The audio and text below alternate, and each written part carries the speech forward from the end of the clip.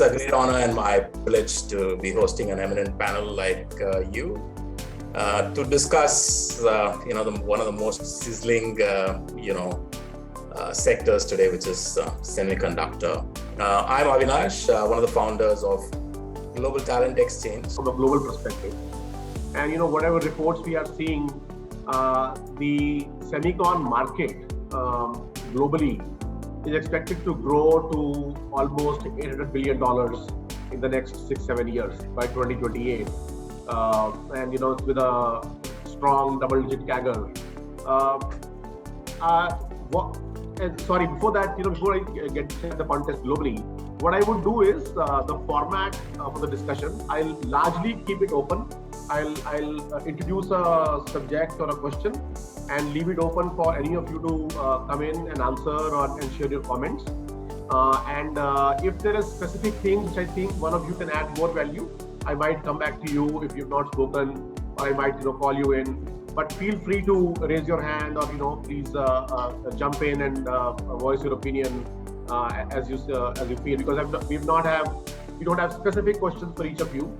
We have teams where we want views from all of you. So the global market, as I said, is expected to grow very, very healthily.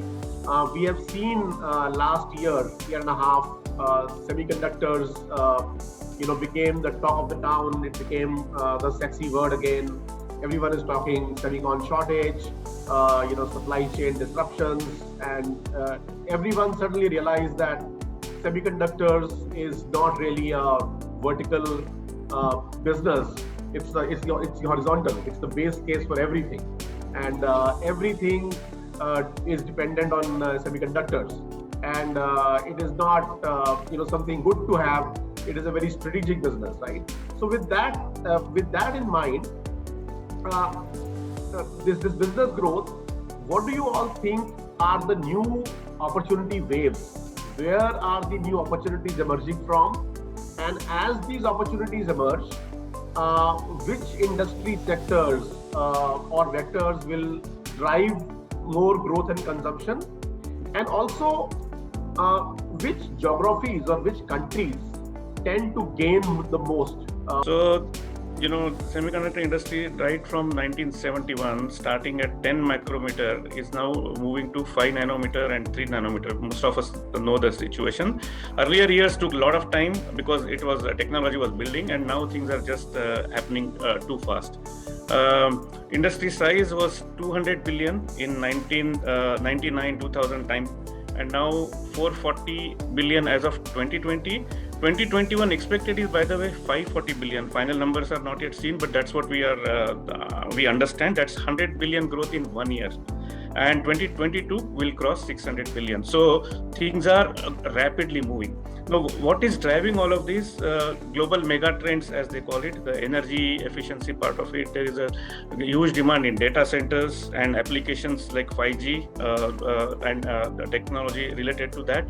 A lot of other applications like inverterized appliances, the renewable energy, EV from 3 million to 6 million in 2 years in terms of quantity, and dollar content 400 to 800 plus. So it just everything is having a multiplying effect. That's how in 1 year 100 billion plus industry size has grown, and this is a irreversible trend. In fact, this will keep going even more faster. Governments are spending huge money in terms of giving out dole-outs, net zero targets, and so on and so forth. So all the triggers are looking like irreversible. So that is one part. In terms of the fab capacity, TSMC is holding most of it, the 54% of the capacity of the world. Samsung around 17%. And then there are three other fabs, SMIC. There is one in Taiwan, and Global Foundries. So all together is 80-85% of the capacity. Wafers is largely concentrated with Japan, more than 50%. So it's a globally interlinked industry. No one country is going to have a particular monopoly over it.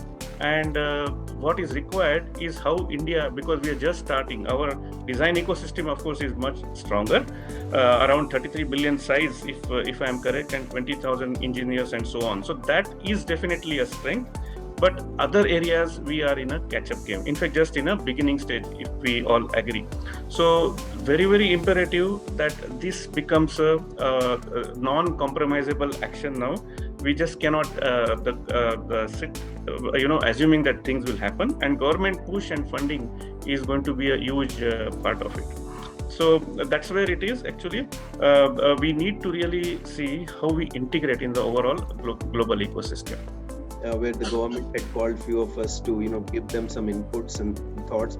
And I'm addressing this to Mr. Saurav because some of the inputs that we gave were implemented within 2 to 3 weeks. So I was very happy, especially the India semiconductor mission that we had asked to be formed, and it is getting formed. So Mr. Saurav, thank you very much, and hope a lot of things that you will hear from the leaders here. Why I'm putting this in front is that what we talk, I think it should go, and government will take it seriously. That's my view here. You look at it, what Narendra just talked about overall, it is a growing industry. And, just even if we leave COVID out of the picture for a second, and all the acceleration in the consumption that has happened due to COVID. But if you look at the era, how this whole semiconductor ecosystem has grown, right from the mainframe days where, one semiconductor, being used by thousands of people or 1,000, people, to in the PC era where it became one-on-one, where one chip, used by one person. Then it became, more of a servers, multiple devices used by one person. And what we are going into an era is thousands of devices used by one person. Right, with all the sensor technologies, everything from automobile to telecom and so on. So this thousands, I don't know what that is. It is 1,000 or 10,000 in the future. But what we are going towards is from one system to thousands of people using to thousands of people, or maybe more, used by one person. So this industry, I think the growth, people have prediction 12%, 10%, but my view is, this is going to grow much, faster. Yeah. So now the question is, what we need to do. And today, if you look at it, and Narendra again pointed out where it is concentrated. A lot of it is concentrated with a few companies and in the few geographies or few areas. So if it has to grow by thousands of devices with one person, I don't think it can be served by the current ecosystem that we have today. And this ecosystem has to grow. I'm not saying only India, but this has to grow across the world. And what we need to find is, what are the right places, whether it is the knowledge workforce, whether it is the labor usage, where is the technology getting created. Each of the countries will have to look at, or each of the geographies will have to look at what value add they can provide to this ecosystem, because this is growing exponentially already. And then you add all the disruptions that have taken place because of unfortunate pandemic incidents, but the industry is actually growing because of that even more faster than before. So I just wanted to set that context that even without COVID, I think we have to look this as something that will grow very, very fast. We first need to understand the segmentation of what the market is. So market is with respect to a geography, and market is with respect to the businesses that will thrive or gain. Right? So let's say, for example, what are some of the markets that semiconductor actually drives in? Right? So let's say military, let's say advanced hardware, right? Let's say commercial. Right? Commercial means what makes industries or organizations work more efficient. Right? Let's say consumers, retail, right? New devices in the market. Right? Education is an industry which could utilize your service. Entertainment, right? Netflix is the primes, the gaming, the metaverse, the social media, right? They could gain from these. Food and beverage, that's itself a market. Healthcare is a market. Infrastructure, like transportation, somebody mentioned EV, smart city, right? Agriculture, by the way, let's not forget the biggest driver of the economy of India is still agriculture. So we can toot our horns about, we'll get a semiconductor here, semiconductor there. Our biggest contributor to our economy is agriculture. So before we delve into which geographies will benefit what, because we are talking about the India as an ecosystem, we need to understand with respect to all of these market segments where semiconductor will drive the next generation, right? And then what are some of the steps that we should make? So for example, we talked about $10 billion investment, right? That's like a fruit that is being hanging out now. And we are talking about $450 billion of, the market, which may go 8% CAGR, right? But that doesn't mean, if you are doing an investment of $10 billion, we need to hit a pie of that $450 billion. So let's say we are anticipating to get a pie of 10% of that. That means your input is 10 billion, so you're at least targeting for 45. Right? Now to go from 45 billion in 2022 to 80 billion in 2028, and we need 10%, will the government be still keeping on investing? So if there is a CAGR, there is a CAER, right? Expenses.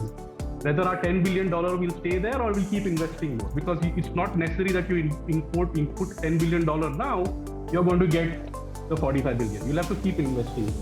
So first we have to understand what all markets as part of segments where we cannot make some, like military hardware. It will make you dependent on something. So if you were to invest there and get the technology out of it, your security concerns are taken care of.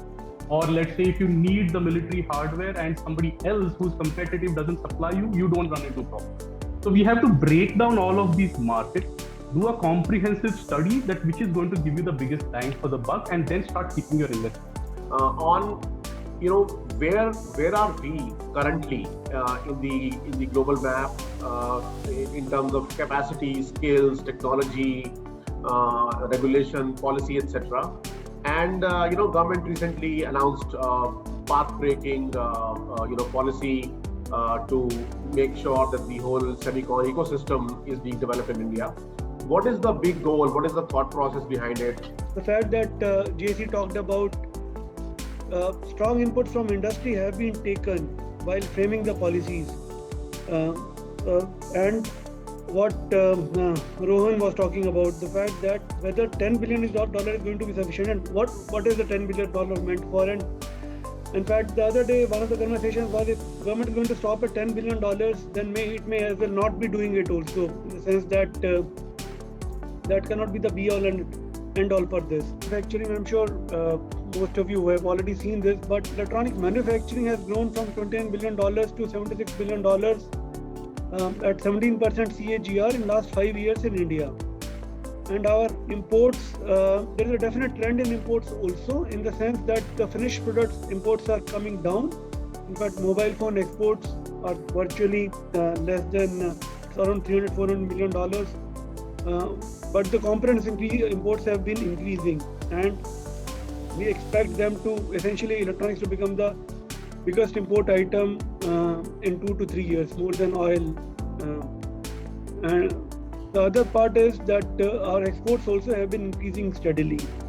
But not to forget the other policy support that has come in the other segments also. I heard Venu talk about, or probably one of the other gentlemen, in fact the initial speaker, talk about the fact that lot of growth is going to come because of EVs, because of renewables, and so on and so forth. So while there have been schemes, there was 1.5 years back $7 billion support that came for ELI schemes for mobile phones and IT hardware, which was last year, and then also for components. The CAPEX linked incentives were announced, and we see now lots of passive device manufacturing coming to India, hopefully printed circuit boards also coming to India, and actives also, some companies are showing interest. Components are difficult to move, to displace, but we hope that in the discrete segment also things will move. I am part of HR.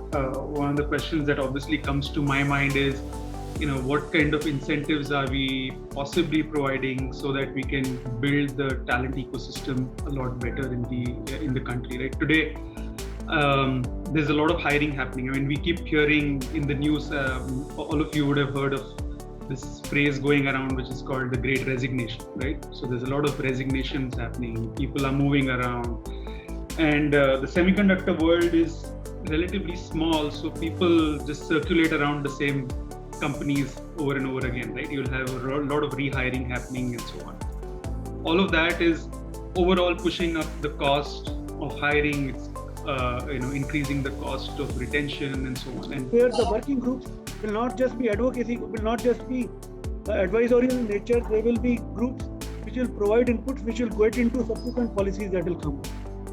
Thank you. What are the opportunities and challenges you see for India as we move forward for the next few years? And time, what we are seeing is that the revenues of the organizations are getting driven not by what they can design and what they can fulfill in the market or what they can push in the market. It's driven by the supply chain. That's a very one small input and suggestion can be that we can look for the colleges and universities. We have a lot of CSR funds. We generate a lot of we keep a lot of fund aside for university supports and supports like MTech programs and all. If we can keep a long-term view and start supporting like the regional colleges or some of the colleges which are not in top tier right now, if we can start supporting them, the talent will come. Otherwise, there's a struggle of like talent moving around will always be there. So if we start supporting some more talent, the responsibility is of course comes on the government, but also on all of us, and a sustainable long-term environment. Otherwise, the market forces will keep driving that one. So I think that's another important point. Indian semiconductor market is valued at around $27 billion in 2021, and it's expected to grow at a CAGR of 19% from 21 to 26. So which means that we will touch a figure of around $64 billion in 2026. This is substantial numbers. These are not small. And the fact is that these numbers do not justify of having a fab in the country, but this hints us that this business and this semiconductor business is going to grow pretty rapidly, much faster than it has grown in the past and much faster than the rest of the world will grow. In my view, it's not a very unique situation we are in. I think, but there are some factors which are affecting or modulating our cyclic nature of semiconductors. Actually, just not too long ago, even 2019, we were looking at a decline, and in a year's time, it has been literally the opposite of what we have seen in 19. So I think there is something modulating this whole cycle of semiconductors, in my opinion. And I think that was kind of amplified by what happened with COVID and the domino effect of all the, for example, demand for consumer electronic products went up, like computers and handphones maybe, and then suddenly there was a period where the cars went up and down and they went up and down again now, if I see the data from automotive sector where I come from. But there is a different angle that I saw when I looked at this. We at Volo, for example, really see sustainability is not the time for talking about it is over. The time for acting is in reality now. India is in a greenfield mode from the fab and ATM perspective, right? On the design and on the electronics products, I think we are in the brownfield space, or we are pretty ahead in the design space. So because we are going to be competing with a lot of brownfield investments, the reason being that it is less costly to invest in the brownfield so that you can increase the capacity with less cost, and also it is faster.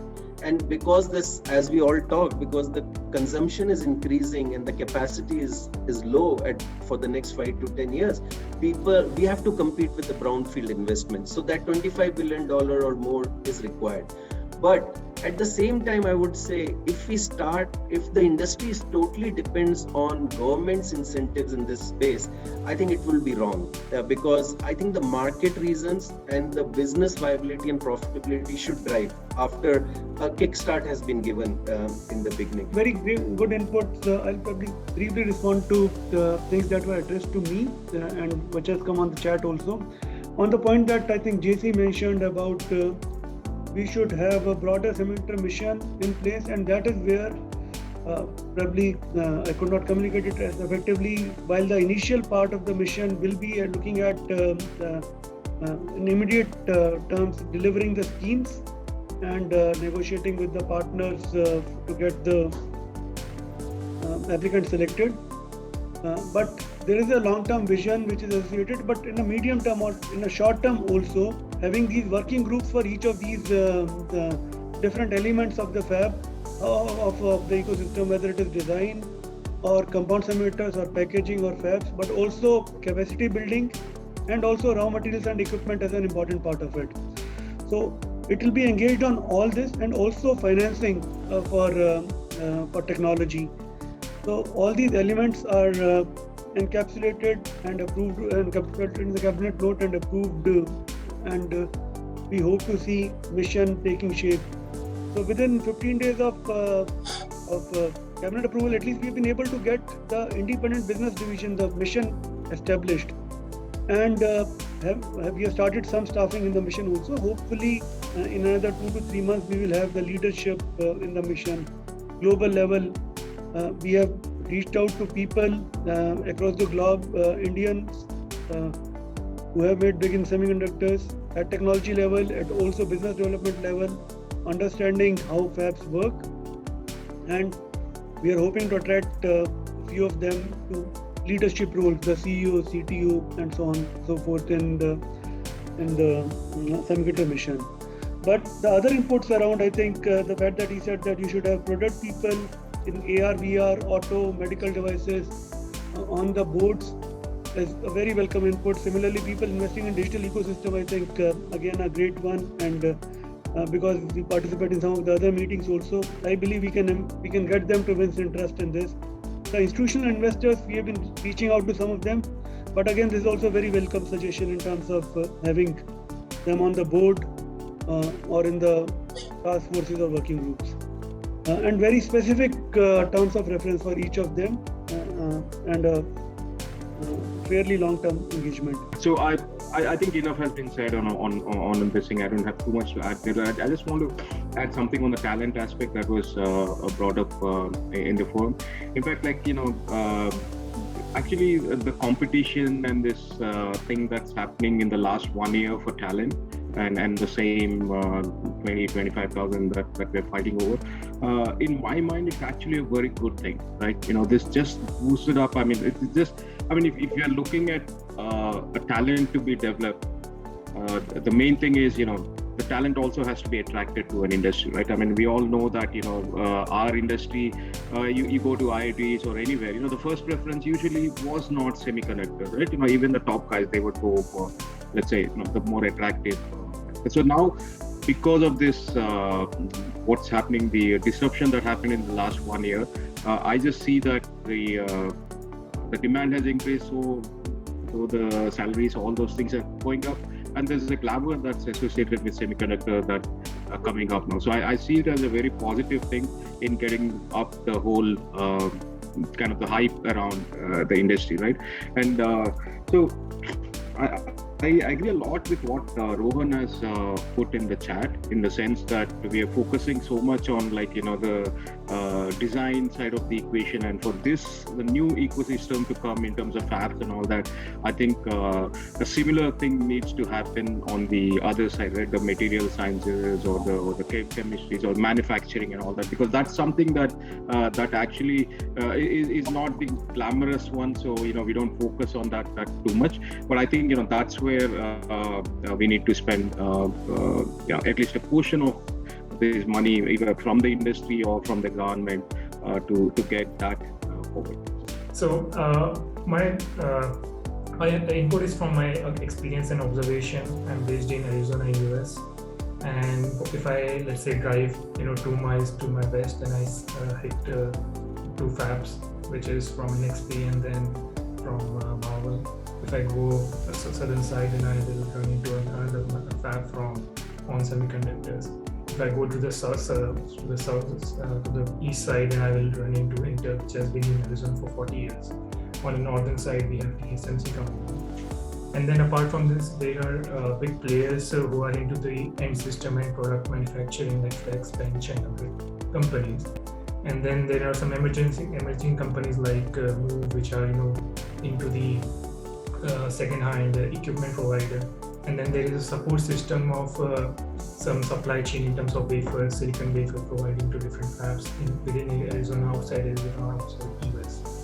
And then there is a big university called Arizona State University, which is providing talent to not just Arizona but other out-of-state companies also. And what in the foundation of this, I believe, was done 40 years back when it started building fabs in Arizona. That was a stepping point. And what I was when I hear about things happening in India, and that's a very good thing from my perspective. Mainly because if you don't start today, then it may not happen any. It's a very time intensive task, cost intensive task. But 40 years down the line, we might be looking at today. This was a stepping stone where things started, things explode, and we might be having much better ecosystem than where we have. Like for example, Taiwan has, China is already catching up with other countries, and where Arizona or other states in US have. So what this points to me is like whatever policy is the shakeups in Indian industry is happening right now is actually is a step towards bringing more of a clustered end-to-end ecosystem, right from front end, middle end, back end, supply chain talent which we already have in India. A lot of very good universities. It may not be much more clustered like what the example I gave of my location, but it may be more sparse. But the stepping stone was to have more focus, and out of nowhere, like because of the shortage, this focus on semiconductor has been a positive news for India, and then it has really started the talk, and which was very important. And I think whatever the policies and the outcome and the talk is happening in 2020, 2021, 2022 is really going to be a stepping stone towards something we will look back in 5, 10 and 15 years. So, and it will take time, but I think they are on the right track from that perspective. We have to keep enhancing this chip design activity, which is our major strength. What India has to look for is to become just keep expanding in the ecosystem. We cannot just stay aloof and then become irrelevant in this game. That is the main lookout here. And I just mentioned how the fab game is. It's split with 5 big guys, and multiple fabs are coming in. 10 are coming in US. This is all by 2024.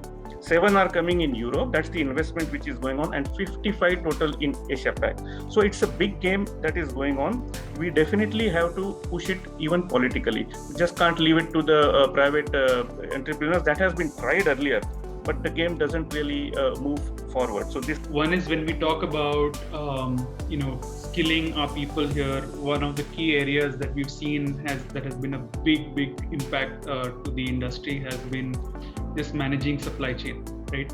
The ability to manage the supply chain, the capabilities of in the industry to be able to figure out what's the right way to manage that whole thing has been a challenge. So we do not have a lot of a lot of colleges that focus on building supply chain capability. I think NITI is one that focuses on it. There are probably a few more that have that capability, but I think again there's probably an opportunity there. That's one point I wanted to make. The other one is really around when we talk about growth of this industry, it's going to come from a lot of the startup players.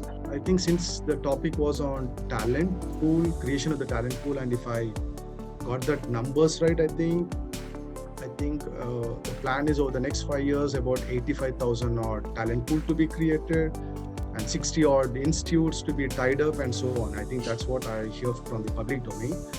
But then I see actually a gap in the semiconductor industry where there's a product players and the service players, right? Service players. But definitely there is a gap between these two in the sense that, when folks from the 3rd year, 4th year kind of colleges do join some of these service companies, they actually are not equipped enough to be a plug play to the product companies as a service offerings. It's the product and the use cases of our markets that will drive the businesses, right? So I completely agree with Sid when he said that our startups will actually drive. What are those products that you can make that will benefit our use? right? And then you can have an export-oriented philosophy of it. So I think we should not just focus on chip. We should focus on, a comprehensive plan for a product development. And that's why what all market segments, military, commercial, consumers, education, healthcare, we have to focus on all of those and see where we can make a dent. Your views, and again open to all of you, is we discussed the industry landscapes, market size, how it's going to grow, from your respective vantage points, the position of India, the strengths of India and challenges, and what should India do as a country to make sure we bring the whole ecosystem to the country. How will things like AI play a role in defining the industry going forward? Will it pose any challenges? Will it be helpful? What can semicon companies do to deploy AI at scale and capture value? What role will it play? And what kind of policies and standardizations are needed? Is going to happen, going forward is the way we used to say. We have a saying still that every company is a software company, whether they use a SaaS subsystem or they build something internally. Similarly, going forward, what I believe and what I see is that every company who have a lot of investment in software will eventually get into hardware design, and this has already happened. For last 10 years, Google, Microsoft, and the companies have spent a lot of time on understanding what they need for their own data centers and then custom tailoring their chips for AI application and stuff. Right on AI, and I appreciate what you mentioned. So, like 10 years back, I used to say that AI and ML, when the terms was coming up, I say these are the glorified statistical analysis or mathematics we used to be earlier in masters and all that. But it is evolving, and I can correlate with the IoT, right? So now you can say the IoTs and all that, smart homes and all that are reality for us. The standards has come in, the equipments are working hard with each other. I still feel, and then like a lot of work which is going in my AI and like optimization of power. The wealth of knowledge, the depth and the width certainly cannot be fit into a 2-hour session here. I think we'll need a 2-day session to kind of really talk a lot about all of this. Let's see in future if you're able to kind of get this thing together. But the point that is really coming hard is there's a huge opportunity for all of us, and all stakeholders will have to come together to seize this opportunity. Indeed, it was a pleasure having all of you. A lot of learning from each one of you here. In fact, it was great having Mr. Gaur here to kind of share his thoughts and what the government of India is actually doing. We will look forward to connecting with you individually again. Thank you indeed once again for joining in this session. Have a wonderful day ahead.